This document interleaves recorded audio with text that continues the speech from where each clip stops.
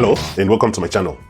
In this video, I'm going to take you through three main rules. I want to call them rules. Three main rules, either as a program manager, as a project manager, or even as a project member. You must follow this. I've done them in my project. They have helped me in my project. I believe they can also help you as a project member or project manager. Hello and welcome to my channel. My name is Oscar Mbira. I'm a certified program and project manager. In this video, I'm going to take you through what I consider to be three main rules that must be followed by either a project manager, program manager, or even a project team member. So let's get started. So, as a project manager, or even as a project member, there are certain challenges you're going to face in the execution of any project from any industry. These challenges, they're going to test your limit, either emotionally or even physically. Even mentally, it will test your limits. So that is very, very important now for you to appreciate what are you supposed to do? How are you supposed to do it? How do you coexist with such challenges, which are likely going to be coming up in your projects or program environment? I hope you have enjoyed the video so far. If you are new to the channel, don't forget to click the like button, the subscribe button, and the notification button so that you are the first person to be notified each time a new video is uploaded on this channel. So number one rule, which I consider to be very important, is never panic as a project member, project manager, or even a program manager. No matter what challenges you are facing, never panic. You want to understand why I'm saying this. The moment you start panicking, especially as a project manager, a leader, or program manager, it's going to affect almost everyone who is involved in that project. So no matter the challenges you're going to face challenges. That one I can tell you. From the beginning, all the way up to the end of the project, you're going to face challenges. That one I can tell you. So when you face challenges, don't panic. The moment you panic, you are even limiting your thinking. The moment you panic, you're even limiting your leadership skills.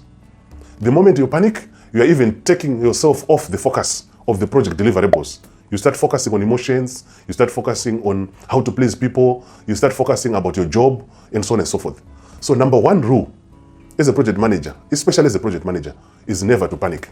There are going to be different situations where you're going to be forced to panic. For example, maybe you've missed a deadline and there's a lot of pressure from the project board on you missing the deadline. You should not panic. Just go back to the drawing board. Think about how best can you recover? How quickly can you recover? There's also another scenario, probably, which is going to make you panic.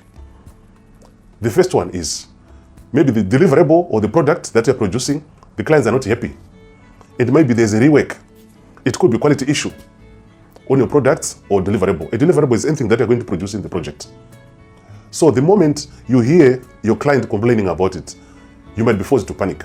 And my advice is, don't panic. If it's a technical issue, what I normally do in my projects, I assemble the technical team, I request them to brainstorm on the issue, agree on the way forward, agree on the action items for each member, the roles and responsibility, to recover, and then to start moving the project forward.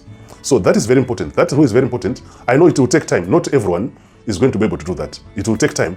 But once you master how you're supposed to resolve issues without panicking, it will be a plus for you. It will help you to make the project successful. So that is very important, and you must take care of it as a project manager. If you see people panicking as a project manager, it could be the high level project board, especially when there is overspending. You find most of the board members or even the sponsor might also be panicking. You try to avoid that. You try to manage things, maintain your cool. That is how I survived for the last 2 decades in projects. I was very successful in so many projects, 17 of them. You should be able to be successful again as a project manager. So the next item is always be positive and optimistic. I've seen certain project managers who normally look at something and then they start even doubting whether they're going to finish that project or they're not going to finish that project. So the main problem is they're not positive. They're not optimistic. The only way you can be optimistic is to look at the project. The only way you can be optimistic is to look at the issue objectively. Try to understand, how do you get it resolved? Don't try to blame anyone. It does not help. How are you going to resolve the problem? Who is supposed to resolve the problem? Where are you supposed to get the help to resolve the problem? That is very, very important. So once you get that, you know for sure it's just a drawback, maybe a few months, a few weeks, a few years, depending on the type of the project and the industry. But at the end of the day, you resolve the problems, you move forward, you deliver the project. Your client is going to be very, very happy. That is very crucial as a project manager. you should always be optimistic. You should always be positive. Because the moment, as a leader, project manager, you show some signs of being negative, it is going to have some cascading effect to your team. And that is going to affect the project momentum. That is going to affect how you're going to deliver the project. So it is very important, as a project manager, when there's an issue, don't sit down and say, we are done, the project is going off track, this project is going to be closed. You can't do that as a project manager. You sit down with your team, agree on the way forward, discuss the best options, select the best options, implement the best options, take the project back on track.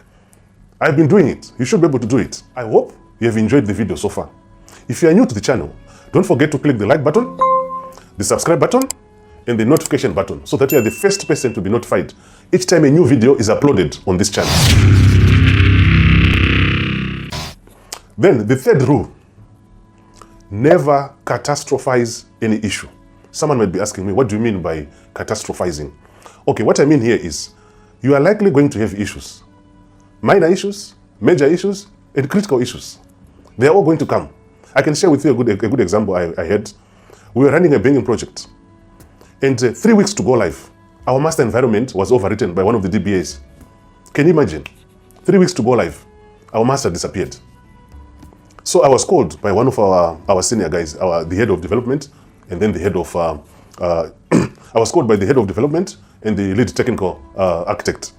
The guys, they said, we have a problem. Then I said, what problem? They said, our master environment is gone. I said to them, it's fine. What happened? They could not understand. But they had the understanding that one of the database administrators should have overwritten that environment, software environment. I said, guys, there's no need to make this a disaster. This is not a train smash. So the best that we can do is to recover. How do we recover? So I convened. So I convened a meeting with my senior guys, about 10 of them. Then for about 2 hours, we started discussing, how do we get back to our feet so that we don't affect the implementation and the go live of the project. I can tell you for 2 hours, so many emotions were coming in, some personal attitudes were coming in, but at the end of the day, we said, we have to recover and move forward. So imagine, if after that scenario, 3 weeks to go live, we started making it as a catastrophe, definitely it was never going to happen. Definitely, we're never going to go live. So in that case, I was the leader of the vendor. I was the leader of the implementation partner. So if I was going to panic, like I said, the first rule, what do you expect was going to happen with our client? They were going to panic more. But was it necessary? No. So rule number 3 is very, very important. I've seen most project managers making that mistake. I've seen most program managers making that mistake.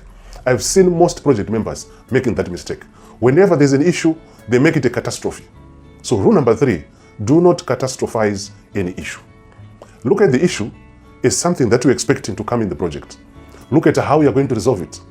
Look at how you're going to mitigate some risks associated with that issue, but don't catastrophize it. That is very, very important. If you want me to create additional videos related or even linked to what we have discussed in this video, you can reach out to me or you can let me know in the comment section below.